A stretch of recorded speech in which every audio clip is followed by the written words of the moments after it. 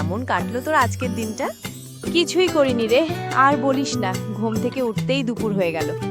ও আচ্ছা, আমি তো সকাল 6টায় উঠে জগিং করলাম, তারপর একটা হেলদি ব্রেকফাস্ট। তুইও এবার থেকে সকালে ওঠা প্র্যাকটিস কর। না না, আমার দ্বারা সকালে ওঠা হবে না। আমি তো মোবাইল নিয়ে বিছানায় গড়াগড়ি করেই কাটালাম সকালটা। বেশ, বুঝলাম। আমার তো আজ অফিসে একটা গুরুত্বপূর্ণ মিটিং ছিল, তাই একটু চাপে ছিলাম আজকে। ও, কেমন গেল মিটিং? আমি তো দুপুরের খাওয়া সেরে একটা সিনেমা দেখলাম, দিয়ে আবার ঘুম। কি শান্তি!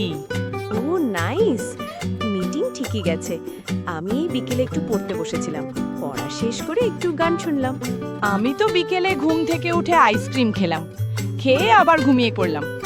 আমি তো এই রাতের ডিনার করে এখন একটু ডায়েরি লিখছি। আর আমি তো এখনো ঠিকই করিনি কি খাবো। অনলাইন অর্ডার দেবো ভাবছি।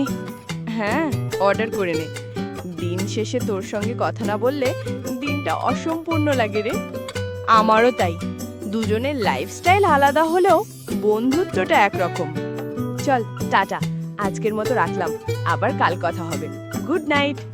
হ্যাঁ চল টাটা, গুড নাইট।